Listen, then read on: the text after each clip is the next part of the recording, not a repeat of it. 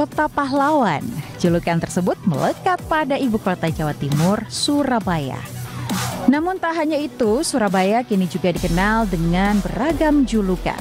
Mulai dari kota pelabuhan, kota perdagangan, hingga kota sejuta taman. Halo pemirsa, kalau dilihat background di belakang saya ini, kira-kira saya ada di mana ya? Pemirsa pasti udah tahu, saya di kota Surabaya. Nah, kali ini saya punya waktu cuma 2 hari untuk menjelajahi tempat-tempat wisata yang ada di Surabaya. Kira-kira saya kemana ya?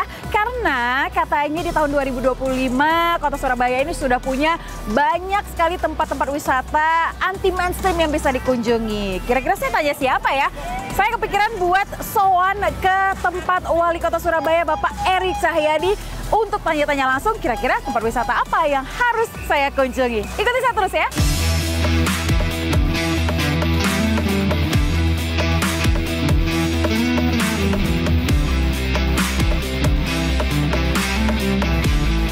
Wah, halo Bapak. Akhirnya saya ketemu Bapak nih. Terima kasih atas waktunya ya Pak. Pemirsa, sepertinya perjalanan saya di Surabaya ini akan semakin lengkap kalau saya tanya-tanya langsung sama yang punya rumah. Sowan dulu ke Wali Kota Surabaya, Bapak Eri Cahyadi. Bapak, terima kasih atas waktunya. Terima kasih, Pak. Terima kasih. Pak, saya ini kan cuma ada waktu kira-kira 2 hari ya di Surabaya. Ini enaknya saya kemana aja nih Pak? Tempat-tempat wisata yang mungkin lagi happening. Di Surabaya tuh, Mbak, ada yang suasananya nyaman. Oke. Menarik untuk anak muda dan keluarga. Oke. Yang pertama, kalau kita ingin menyusur sungai. Sungai? Ya. Oke. Jadi Sungai Kalimas ini suasana malamnya luar biasa. Oke. Jadi bisa menikmati suasana kota Surabaya melalui susur sungai. Itu ada. Oke. Yang kedua, ingin tempatnya anak muda, ada kesenian, ada di Jalan Tunjungan. Kalau mau ngelihat tempat tunjungan romansa, ada lagu tuh Mbak? Ada lagunya juga ya Pak? Rek ayo rek ke tunjungan, rek ayo rek melaku nang tunjungan. Nah, ini ciri khasnya Surabaya nih. Khasnya Surabaya. Yang ketiga, suasana malam yang nyaman ada di Kota Lama. Kota Lama. Kota Lama Surabaya. Jadi di sini ada Eropa, ada pecinan juga. Jadi ini adalah wisata heritage-nya juga ada di Kota Lama ya Pak? Wisata heritage. Oke. Karena Surabaya ini adalah kota jasa Mbak.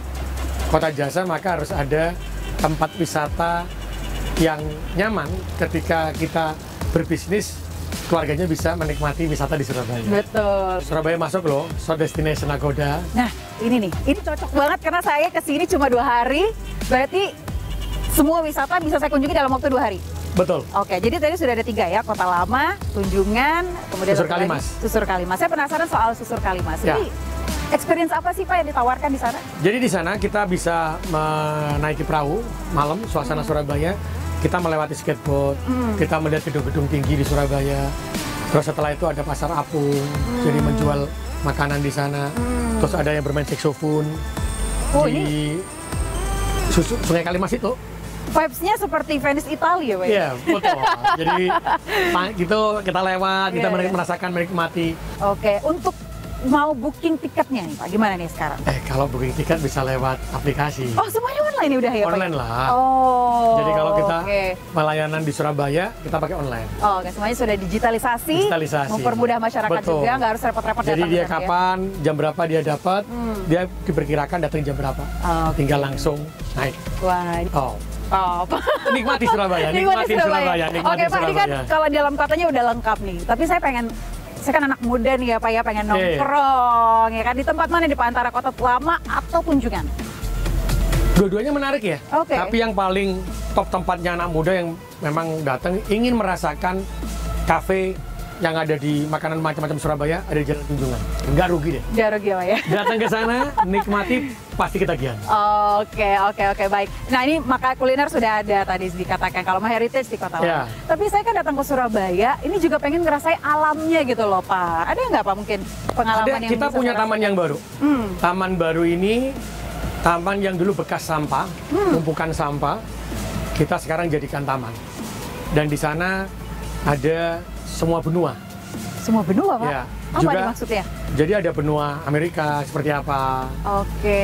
Terus miniaturnya. Terus selain itu juga ada tempat bermain anak, udah naik kuda, juga ada tempat makan tapi di bawahnya bambu, Mbak.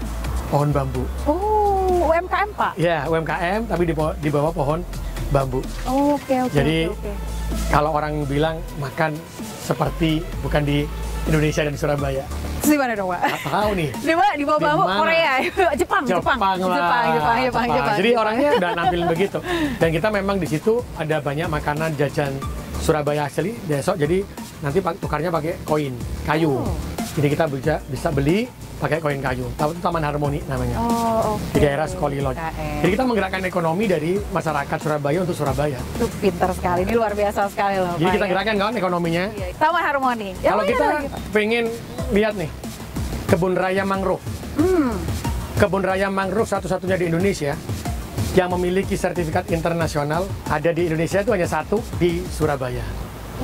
Jadi kita punya kebun raya mangrove yang kemarin sudah kita mendapatkan sertifikat internasional, bahkan nanti dengan kementerian insya Allah akan dijadikan sebagai perpustakaan mangrove internasional. Apa sehingga yang membuat Taman Mangrove ini tingkatnya kita memiliki 74 spesies. Jadi spesies yang terbesar, yang terbanyak ada di kota Surabaya ini. Di sana juga ada perahu, juga ada ATV. Jadi menikmati kebun raya mangrove itu gede, Mbak. Jadi jangan khawatir kalau kita capek, ini ada nih. Itu nikmat banget kalau alam. Ada satu lagi nih. Apa tuh, Pak? Kalau ada kota besar yang ditanya alamnya mana nih? Jangan lupa, di Benowo Pakal ada Taman Hutan Raya Pakal yang di sana itu ada off-road-nya. Oh, ini saya sepertinya pernah lihat di media sosial, ini viral. Betul. Ini viral lah, karena ini memberikan apa ya, experience atau pengalaman yang berbeda, tantangan. Betul. Gitu ya. Jadi kita kerjasama dengan komunitas itu kita ajak bersama, mereka yang menjalankan, akhirnya jadilah off-road ini. Bisa ceritakan sedikit nggak, Pak, gambaran di sana tuh seperti apa sih? Kalau off-road, kita akan masuk ke dalam kubangan air. Setelah itu kita masuk ke dalam wisata Hutan Raya Pakal, kita masuk ke dalam hutan. Jadi banyak tempat, banyak yang tumbuh pohon-pohon begitu, kita masuk. Dan yang paling akhir ketika kita akan keluar, kita akan melewati lumpur yang panjang. Mobil itu rasanya. Tapi aku lulus loh. Bapak baru cobain ya? Aku udah nyetir sendiri nih. Nyetir sendiri. Tapi boleh, Pak, nyetir sendiri? Boleh lah. Saya jadi pengen coba. Boleh. Jadi ini langsung lumpurnya panjang, dalam juga nggak, Pak? Dalam. Jadi mobilnya bisa ngerasa berputar-putar gitu ya. Terus setelah itu kita langsung dikasih makan. Oh, jadi ini sudah include di paket? Ya, ada paketannya nanti. Ya, ada paketannya. Jadi ada makanan-makanan khas Surabaya di sana. Sambil makan di tengah-tengah Hutan Raya Pakal. Nah, ini saya jadi semakin penasaran nih, Pak. Tapi apa sih, saya dengar-dengar off-road ini kan tercipta di bawah kepemimpinannya Anda. Apa tujuan seorang Bapak Edi Cahyadi membuat tempat wisata yang berbeda dari sebelumnya?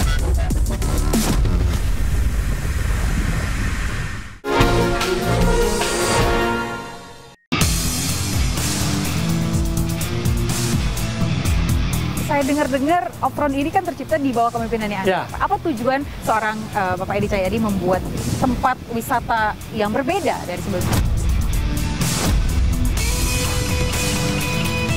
Jadi kalau kita nyampaikan Kota Lama, Taman Harmoni, Kebun Raya Mangrove, setelah itu Pakal ini ya, off-road Pakal, juga Tunjungan, itu memang saya bentuk di tahun 2023. Saya berpikir begini, kota ini adalah kota yang didatangi oleh banyak orang.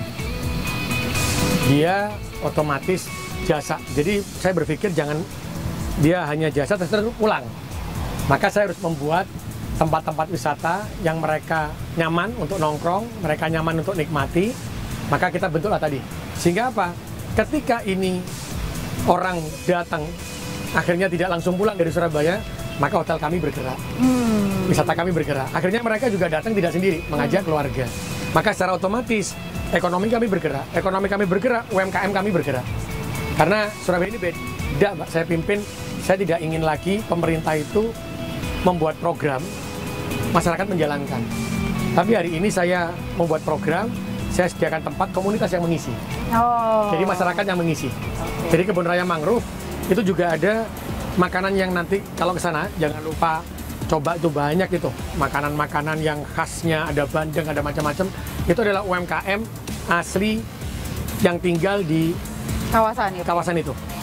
Karena itulah tadi saya bilang, untuk menyelesaikan kemiskinan, untuk menyelesaikan pengangguran, maka secara otomatis kita membuat tempat-tempat yang menarik untuk orang datang, tapi dipegang langsung oleh komunitas-komunitas dan warga setempat untuk ekonominya bergerak. Tapi nggak sia-sia, Mbak.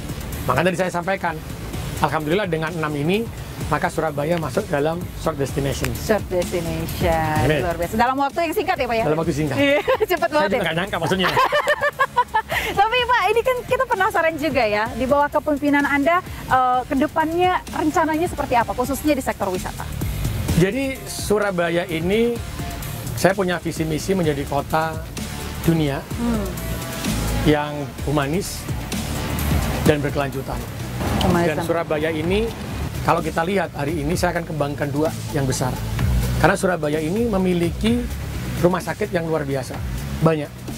Dokternya juga luar biasa. Tenaga kesehatan dan dokter di Surabaya ini kita membentuk medical tourism. Jadi nanti ketika ada orang, mohon maaf nih, yang berobat ke luar negeri, bisa melihat dokternya siapa saja yang di Surabaya. Jadi ketika mereka datang akan berobat, maka dia langsung bisa pesen hotel mana yang saya tempati, rumah sakit mana, biayanya berapa, kita langsung jemput mulai dari bandara. Medical tourism kita kembangkan. Yang kedua adalah sport tourism. Surabaya ini terkenal dengan kota olahraganya. Jadi kita sudah punya banyak lapangan, sehingga nanti pertandingan-pertandingan juga kita lakukan di sini, pertandingan nasional dan internasional. Kita kan satu udah digunakan. Terakhir FIFA Matchday ya Pak ya. FIFA Matchday, Timnas.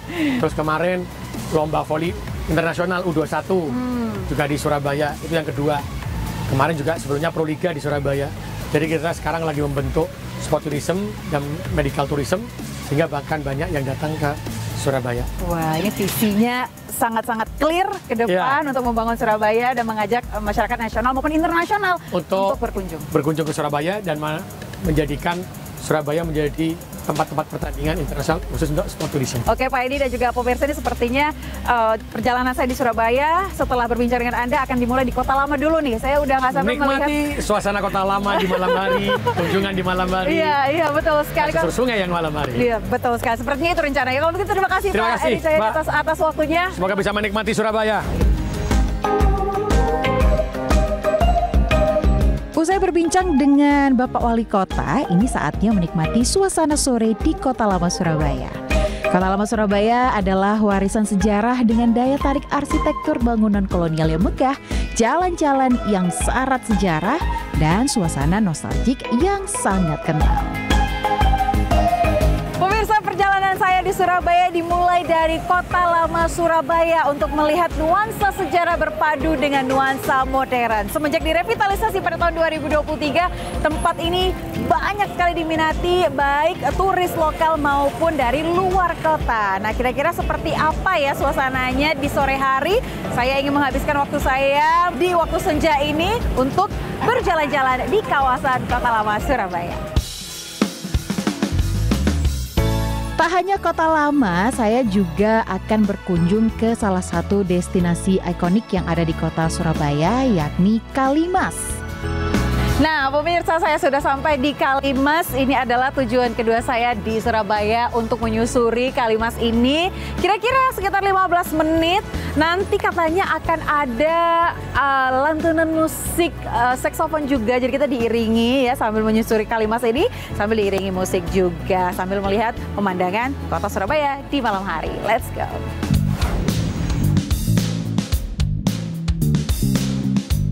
Nah pemirsa, sebelum kita menyusuri Kalimas, kita harus terlebih dahulu booking tiket secara online di websitenya tiketwisata.surabaya.go.id.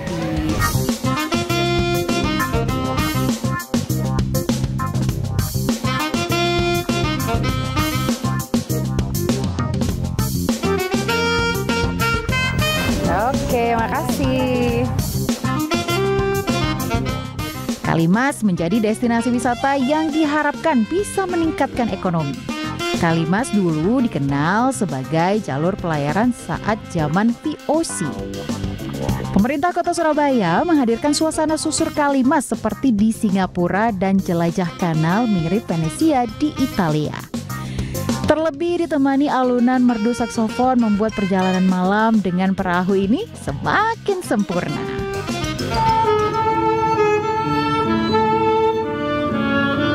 Pemirsa, hanya dengan membayar Rp10.000 saja saya sudah dapat menikmati pemandangan Kota Surabaya dari Sungai Kalimas diiringi alunan musik saksofon. Itu ada pemainnya langsung, luar biasa ya.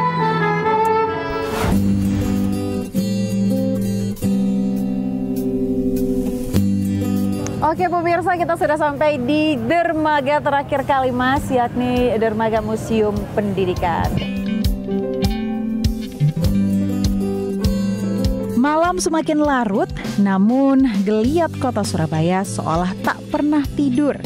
Semakin malam, kota ini justru semakin indah dengan beraneka hiburannya.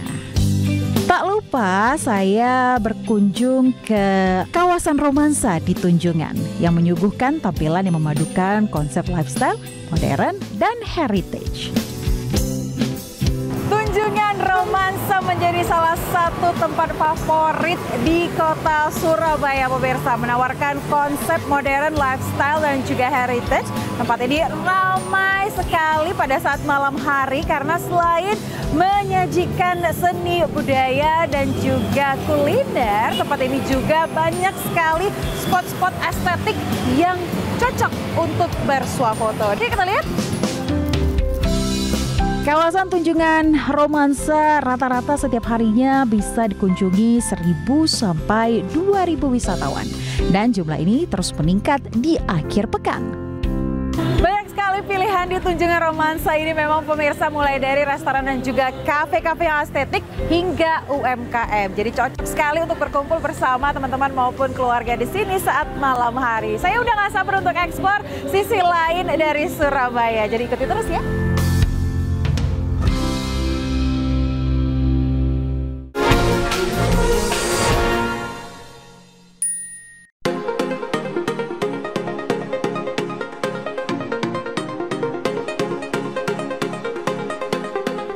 Hari yang cerah menyambut hari kedua saya di Surabaya. Saya pun tak sabar untuk berpetualang di alam hari ini.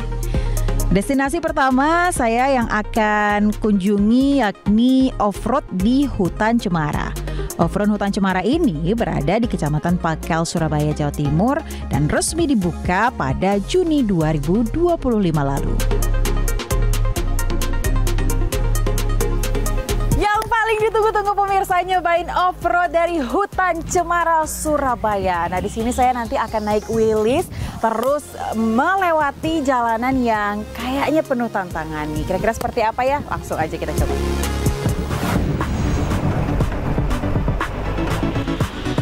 Off-road Hutan Cemara ini dibuka Sabtu, Minggu, dan hari libur nasional. Pengunjung yang datang ditawarkan 2 pilihan jalur. Pertama, jalur fun untuk pengalaman yang santai, dan kedua, jalur adventure yang menawarkan tantangan lebih bagi pecinta adrenalin. Tak perlu khawatir mengenai safety. Bagi pemula yang tidak ingin mengemudikan mobil sendiri, akan disediakan pendamping berpengalaman.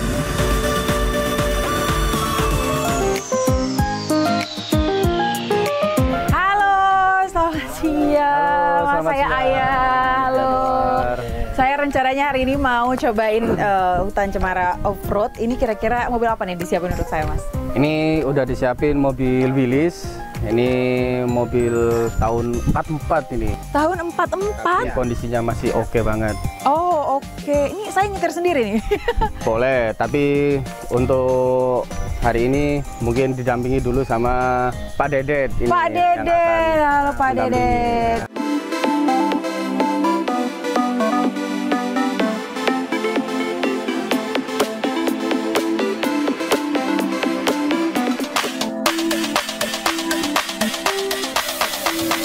Nah pemirsa, mobil Willys ini berbeda dari mobil pada umumnya di Indonesia karena setirnya ada di sebelah kiri. Ini pengalaman yang berbeda ya kalau di Indonesia ya. Oke Pak, let's go!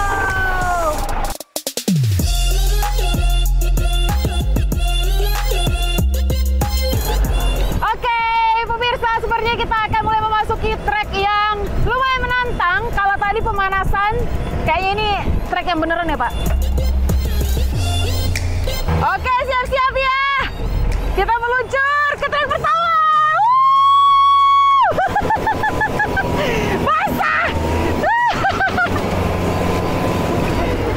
Kita udah di dalam air.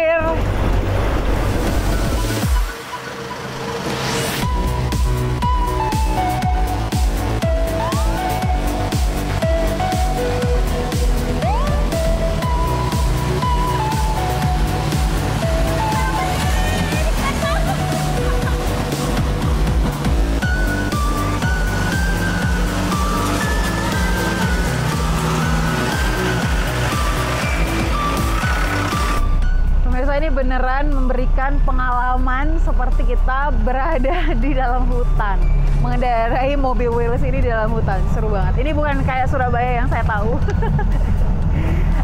Basah! Ada apa nih?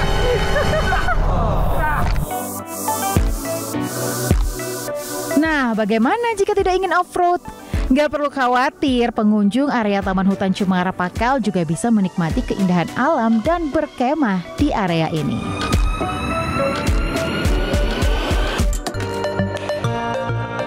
Usai keseruan naik jeep, petualangan saya nggak kalah seru karena ditawarkan dengan view lainnya, yakni Kebun Raya Mangrove Gunung Anyar, Surabaya. Ini merupakan ekowisata mangrove Gunung Anyar yang berada di area 25 hektar dan menawarkan banyak sekali spot foto bagi wisatawan yang berkunjung ke kawasan ini. Kebun Raya Mangrove Surabaya atau lebih dikenal dengan Mangrove Gunung Anyar adalah kawasan konservasi sekaligus destinasi wisata yang menawarkan pengalaman liburan sambil belajar. Ekowisata Mangrove Gunung Anyar juga menyediakan jogging track bagi pengunjung yang ingin olahraga pagi atau sore. Pengunjung juga bisa menikmati keindahan Kebun Raya Mangrove Gunung Anyar dari menara pantau. Di menara setinggi 9 meter ini, pengunjung bisa melihat secara lepas kawasan hutan yang dipenuhi lebih dari 70 jenis mangrove. Pemirsa, saya berada di atas Menara Marina. Ini ketinggiannya adalah sekitar 9 meter dan dari atas ini saya bisa melihat langsung pemandangan Kebun Raya Mangrove.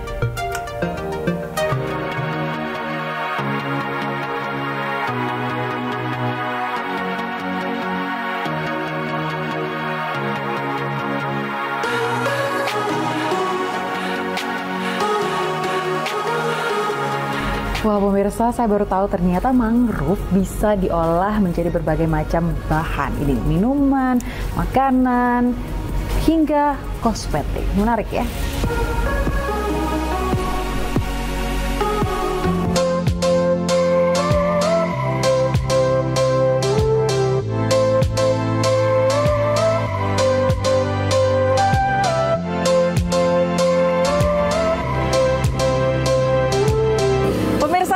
Putuskan untuk mampir ke Kebun Raya Mangrove Surabaya yang tepatnya berada di Gunung Anyar. Di sini saya mau melihat sekitar 74 jenis mangrove, di mana tempat ini juga sudah ada keanggotaannya di kancah internasional. Luar biasa ya. Jadi saya mau melihat pemandangan yang berbeda di Surabaya.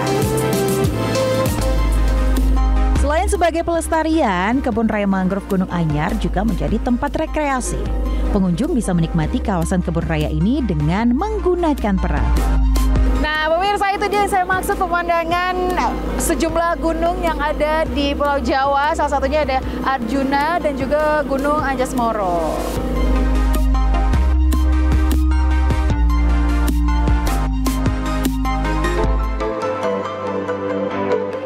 Semakin sore, saatnya saya bersantai usai lelah berpetualang. Dan saya menjatuhkan pilihan di Taman Hutan Kota Keputih atau lebih dikenal dengan Taman Harmoni.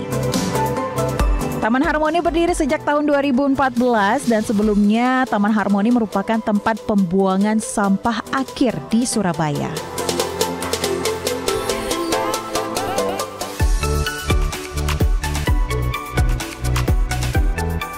Taman Harmoni menjadi ruang terbuka hijau dan oase yang menyegarkan bagi warga Surabaya.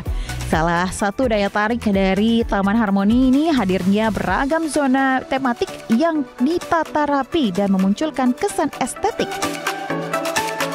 Seperti Taman Bunga Matahari, Taman Bunga Celosia, dan Taman Bambu. Bagi yang hobi foto, di Taman Harmoni juga terdapat hutan bambu yang rindang yang pastinya cocok dijadikan spot foto yang instagramable. Benar sekali apa yang dikatakan oleh Wali Kota Surabaya Eri Cahyadi, pemirsa, bahwa kota Surabaya ini cocok sekali untuk menjadi pilihan liburan singkat Anda. Dan hari ini Taman Harmoni yang menawarkan konsep Harmony of the World menjadi pilihan terakhir saya di kota Surabaya untuk dikunjungi. Karena kalau saya lihat-lihat, taman ini menarik ya, menawarkan konsep benua-benua yang ada di dunia untuk dilihat lebih dekat. Cocok sekali untuk Anda membawa keluarga bersantai dan mengenal dunia lebih dekat lagi.